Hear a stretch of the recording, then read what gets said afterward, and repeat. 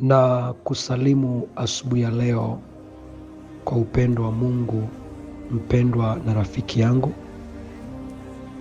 naomba nikukaribishe kwa ajili ya neno la uzima, na ujumbe wetu unasema umuhimu wa kufunguliwa macho ya rohoni. Wafalme wa Pili mlango wa 6 mstari wa 17. Elisha akaomba akasema, Ee Bwana, na kusimfumbue macho yake apate kuona. Bwana akamfumbua macho yule mtumishi, naye akaona, na tazama, kile kilima kilikuwa kimejaa farasi na magari ya moto yaliyomzunguka Elisha pande zote. Mtu wa Mungu, asubuhi ya leo ningetamani kuzungumza umuhimu wa kuwa na macho ya kiroho,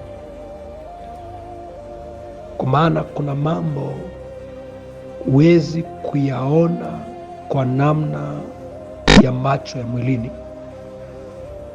lakini kwa namna ya rohoni kuna mambo ambayo Mungu akikupa neema ya kuyaona ni rahisi kufikia kwenye ndoto zako au maono yako.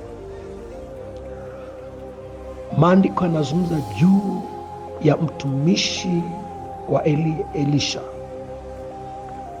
Baada ya Elisha kuvamiwa na maadui na wakamzunguka kila upande, na kumbuka Elisha walikuwa wawili pamoja na mtumishi wake, lakini katika ulimwengu wa roho kuna jeshi kubwa lilikuwa likimzunguka Elisha, ambalo jeshi hilo halikuwa linaonekana kwa jinsi ya mwili. Ndio maana maandiko yanasema vita vyetu sio juu ya damu na nyama, bali ni juu ya falme na mapepo wabaya katika ulimwengu wa roho. Mpendwa, nikuambie asubuhi ya leo, Mungu akikupa neema ya macho yako ya rohoni kufunguka, ni rahisi kuona ushindi na baraka ulizonazo katika ulimwengu wa roho kuliko ulimwengu wa mwili. Maana macho ya mwilini yanaona, lakini wakati mwingine yanakatisha tamaa. Ndio maana unakumbuka Musa alipowatuma wapelelezi 12 kwenda kuipeleleza nchi ya Kanaani ni ya namna gani, waligawanyika sehemu mbili.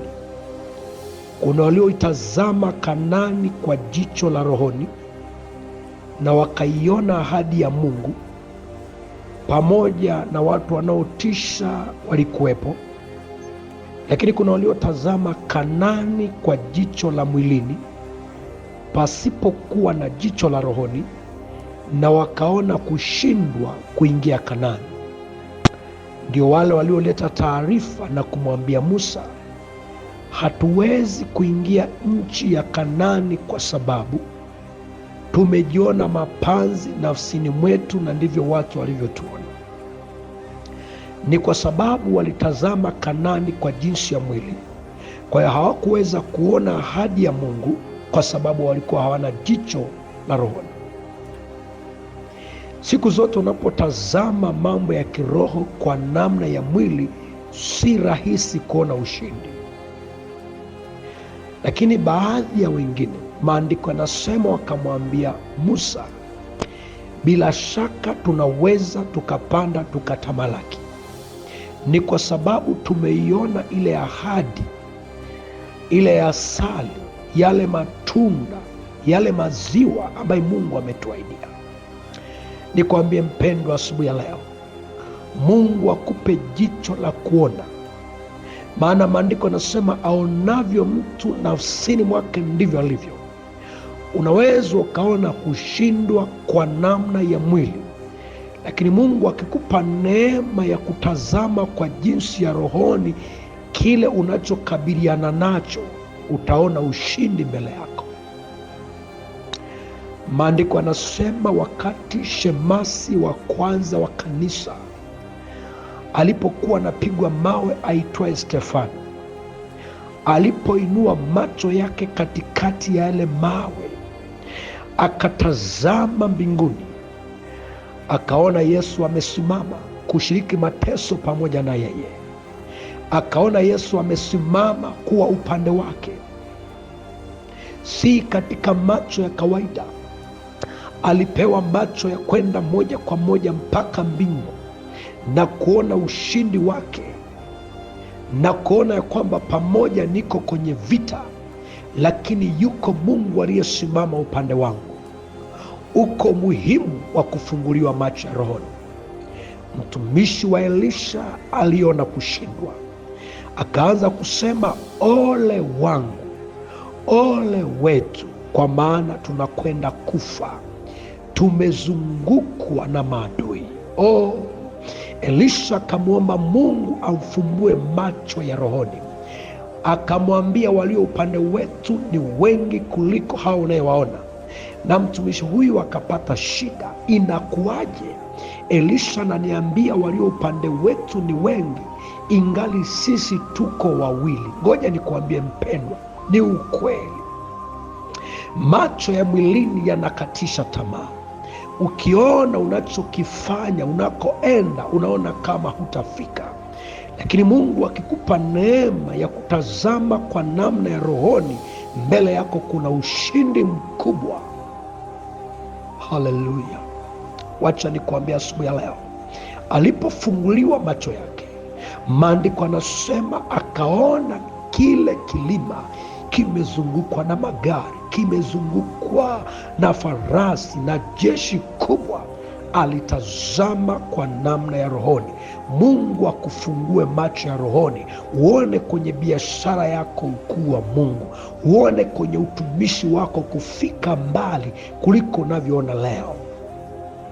Ndiposa unaposoma kwenye kile kitabu pia cha Mwanzo mlango wa 21 mstari wa 19, baada ya Hajiri na Ishmaeli kutembea jangwani, maji akaisha katika birika ambao walikuwa wamepewa, na Hajiri akakimbia mbali, maana anaona mtoto anakufa kwa macho ya mwilini. Na kumbe hapo alikomlaza mtoto wake kulikuwa na kisima cha maji, lakini kwa sababu macho yake yalifungwa hakuweza kuona kile kisima. Aliona mauti, aliona mtoto wake anakufa. Maandiko yanasema akakimbilia mbali asione mtoto wake anakufa. Mstari wa 19 maandiko yanasema Mungu akamfumbua macho, naye akaona kisima cha maji, akaenda akakijaza kibirika maji, akamnywesha kijana. Asubuhi ya leo Mungu akufungue macho ya rohoni, ili uone kisima kilicho karibu na wewe, ili uone baraka Mungu alizokusudia juu ya maisha yako. Ayamkini unakimbia utumishi kwa sababu unaona inaanguka, unaona huduma inakufa, lakini Mungu akupe neema ya kuona ya kwamba yupo mwenye huduma, yuko mwenye utumishi atakaye kutia nguvu, atakayefungua mlango usioona. Ukisoma katika kile kitabu cha Waefeso sura ya 1 mstari wa 18, maandiko yanasema macho ya mioyo yenu na yatiwe nuru, mjue tumaini la mwito wake, jinsi ulivyo na utajiri na utukufu na urithi katika utakatifu. Kwambie mpendwa, Mungu akikufungua macho ya rohoni, ufahamu wa rohoni, utaona tumaini lililoko mbele yako, utaona utajiri ulio ndani ya Mungu, utaona ukuu wa Mungu, utaona kushinda, utaona kusimama. Kwa nini? kwa sababu Mungu anakupa jicho la kuona. Mungu akuinue. Na tuombe. Baba, katika jina la Yesu, Mungu wa utukufu wa Bwana wetu Yesu Kristo, asante asubuhi ya leo kwa ajili ya mtoto wako.